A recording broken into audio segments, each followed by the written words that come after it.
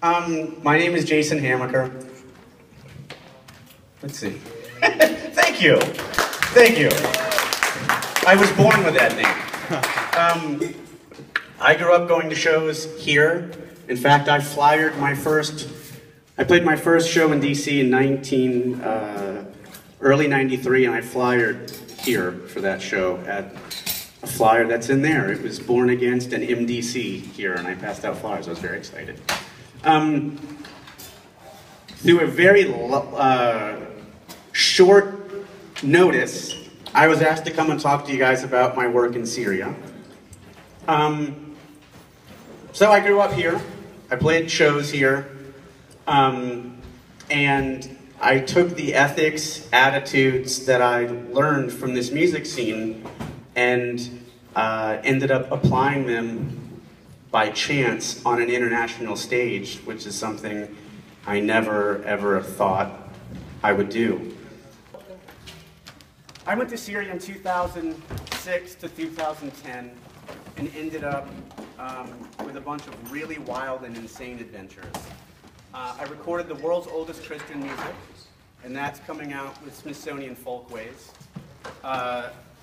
These mic stands that I brought are the mic stands I took when I was there. And one of the things I wanted to talk about was, what do we do as people from this music scene once we are not in bands? Like, every band ends. They all end. Everything ends. And so what do you do when it's over? And, you know, there's no manual after Fugazi. You know? Seriously. Think about it. Everything up to then, you had book your own tours, the Simple Machines Guide to Records, like all that stuff.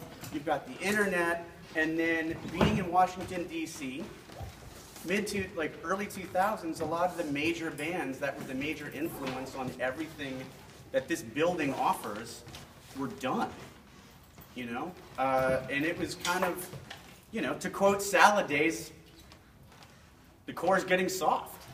You know, what do you do? So, for the handful of us that, every band has someone that organizes in the band. If you're lucky, you've got two, and those two people argue all the time in the band, right? But I didn't go to college. I went to high school, I went to college briefly. I dropped out to go on tour. I went on tour all over the earth.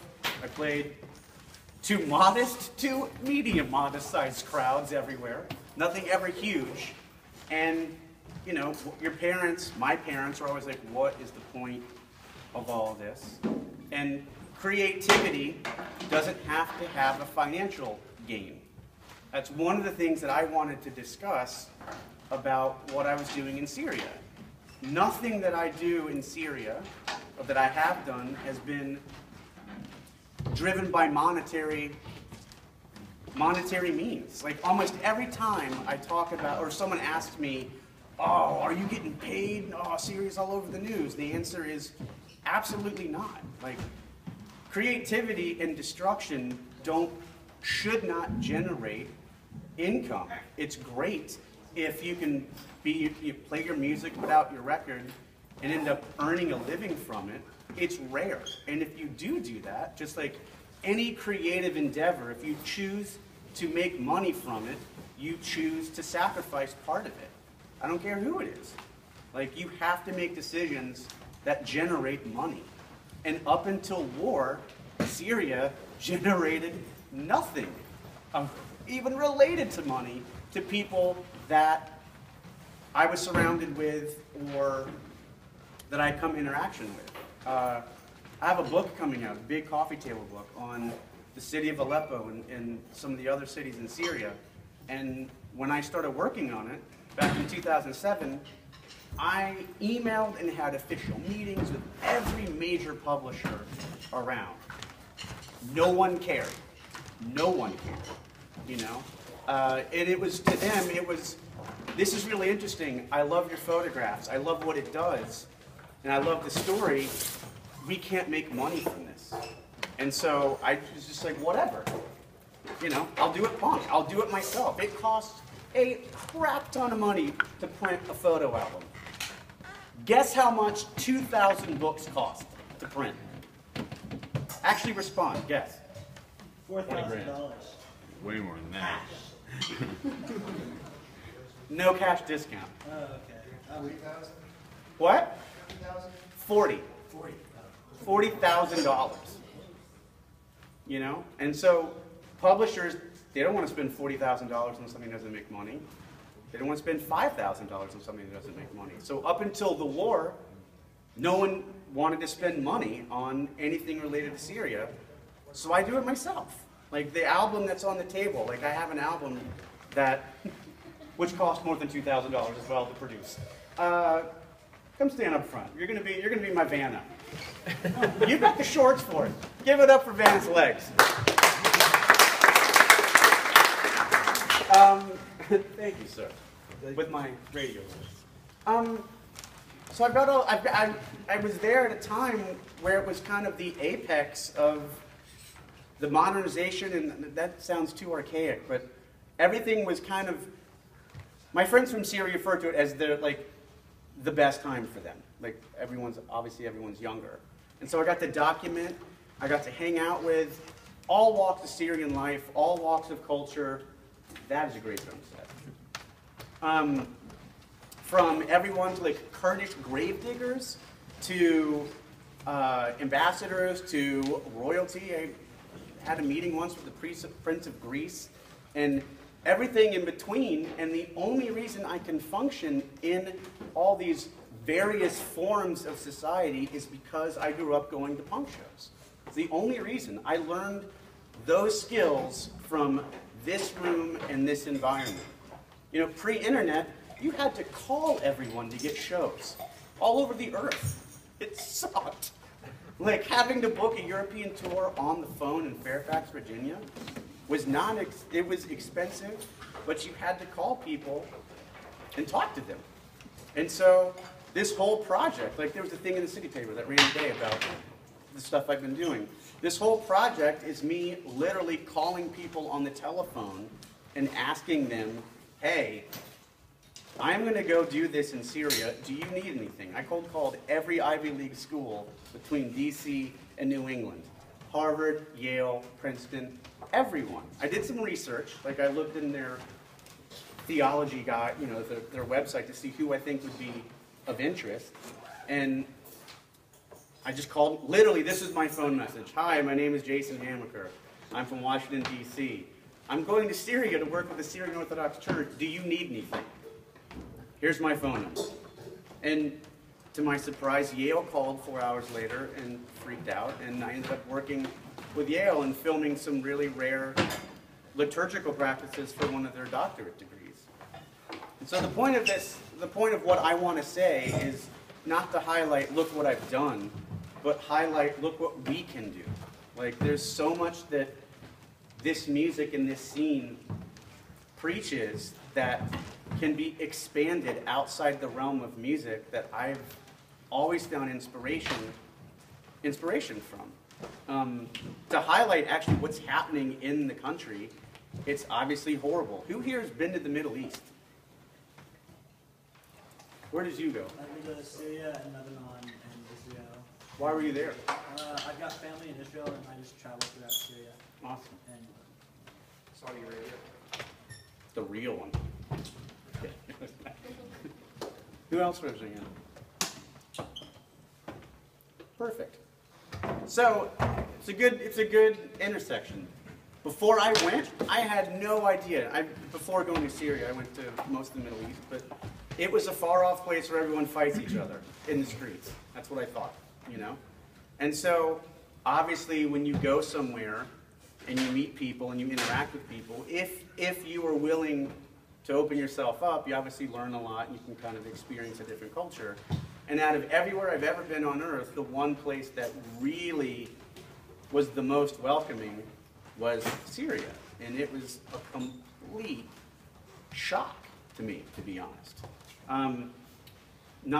Just because I had no expectations, I had no idea what to do. Has anyone ever read the book The Alchemist? Or heard of it? Okay. That's everyone's homework assignment. You have to read The Alchemist. It's a really great book. But there's a point in The Alchemist, I was actually reading it before I went on my first trip to Syria, and as I was literally descending onto the city of Aleppo, it was the chapter in The Alchemist where the shepherd boy had just sold his flock, sold everything that he owns, and he crosses over to the land where they speak Arabic. And I read that line literally as I was descending over the city. You could look out over the window. It was just a really powerful metaphor for the journey that I ended up taking. So this is a fundraiser for Save the Kids. Is it via UNICEF or part of UNICEF? And so, God, Farah, what are the numbers? This is Farah. She's from Syria. She knows a lot of the numbers that I don't. How many refugees are now? The refugees is over 4 million right now, and most of them are scattered in Jordan, in Lebanon, in Egypt, in Turkey, and then there are those who are internally displaced within Syria. So that means that they're not in their home, but they're in another city, and they can't get to their home, and that number is over 2 million. Yeah. And it's just growing. Yeah, it's horrible. And it's really difficult for any of us to grasp to sit here inside of St. Stephen's on 16th Street and imagine. I don't think I've ever seen 1 million people, let alone 6. I don't think I've ever seen more than like 100,000. I've never been anything down in the mall. And it's a country of, sorry to interrupt, Yeah. of 23 million. So, That's what? What's the math on that? yeah, I don't do math. Someone do A it. quarter. A quarter of the population of the country is displaced. And so events like this, where we can chip in what we can, whether it be money, whether it be... Sorry, I get emotional for this because it was a really big part of my life. Whether we give money or we give our time or we give our interest. At this point and at this stage, interest is what I think is important as well. It's really difficult to imagine or understand what that means. And that's where I feel like I come in as the bridge between the academic world, and the art world, and the people that don't really care. So I've got these 5 albums that I'm releasing over the course of like about 2 years. The first one is the world's oldest Christian music. It was, there's only one place on earth where it's done, and it's in the city of Aleppo. That's coming out with Smithsonian Folkways, and I have no idea when that's coming out. So since I have no idea when that's coming out, I decided to release a bunch of other records on my own. The first one is the Sufi Islamic album that came out for Record Store Day, and it's coming out in stores and online and everywhere else on earth June 17th. And we're going to have a big record release party at Busboys and Poets that's free, June 16th.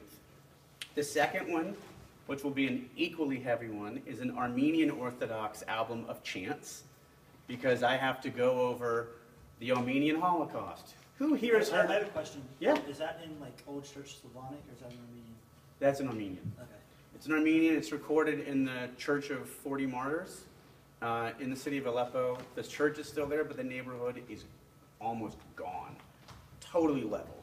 And the reason why there was such a large Armenian population there is because after the death marches of World War I, this was the first major city that people fled to.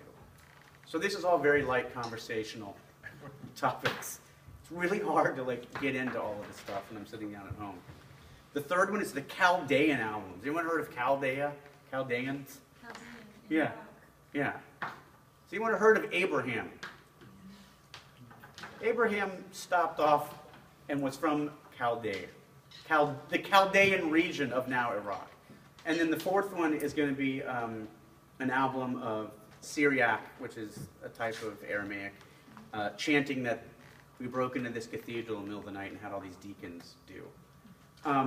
But the point to that is to raise awareness for not the struggle in the streets, not the horror that's happening, but to what Syria actually is, which this is an amazing, incredibly diverse country. Who here has heard of writing? I love your enthusiasm. Cuneiform was like 45 minutes away from Aleppo. Like a lot of stuff happened inside of Syria that was a major function in the way we as humans congregate and communicate. And so myself, other people obviously are doing what we can to contribute to the better understanding of the culture, not just the war that happens there. You guys have any questions? Anything you want to know? Any interaction you want to have? I do. So my company is called Lost Origin Productions. My website's lostorigins.com. Yeah. Oh, should I go on? No. Yeah. Oh, so when you were recording the Aramaic music, was that in Ethiopia or was that also in Syria? No, all this stuff was in Syria. So Ethiopian is Amharic, Oh, Hamacher. and this is Aramaic. So Oh, you've Aramaic, got, okay. so pre-Arabic, you've got Hebrew and Aramaic. Who's with me? Hebrew? Yeah, I got Anyone? Hebrew, anyone? Yes. Hebrew? Yeah, there we go. Mazel tov for your enthusiasm. So around the Roman Empire, Jesus' time, we had speaking language, which was Aramaic. The written educational one was called Syriac. That's what's around my arm. What does And it say? this, Yeah, it says, "We can disappear through the lives of those we love." that's beautiful. Thank you. I used to be in a band, a bunch, but I was in a band called Frodis from here. Correct. And so that is the lyric to one of our bands. I actually had this translated in a monastery that was built in 320. And who here is 22 or younger? When I was 22, bear with me as I keep it together. My girlfriend. So I started to tour a lot. And this actually is the genesis of how I ended up going to Syria. I was on tour for years, and then I stopped because my girlfriend got sick with a really rare form of cancer called liposarcoma. She was 22, and I was 23. And she died when she was 23. And so this is the lyric to the song that we wrote about her and about the other tragedy that was surrounding our band at the time. And so, years later, I was in this part of Turkey on a photo trip and was at this monastery and had them translate it into Syriac. And so, I don't know about everyone else, but I get tattoos on myself of things that have changed me. I have a tattoo of my band's logo. I'll give you a little tour of my tattoos. Has anyone here ever been to South America? So there's the Nazca culture, which is kind of this mysterious culture in the desert. This is one of their star signs for cancer. Greeks use crab. I think Rome used crab. This is what they use for cancer, which is when my birthday was, my trip to Peru was, when my girlfriend got, when she got sick and what she died of. And so this is a very prominent piece. This is in Syriac, which is the language of the oldest chant that I ended up recording. And then this is the citadel of Aleppo. This is one of the largest castles on earth. It's inside of this. There's a Hittite temple that is 5,000 years old that was only discovered recently. So these places, all this stuff in the news, like these things are getting hammered and getting destroyed, and it's erasing large portions of things that we can understand about ourselves. And so, yeah, give some money. Any albums I sell tonight, I'm donating money to the charity as well. And then, yeah, Thank you for sharing that. Yeah, thanks so much for saying. Thank you. there you go.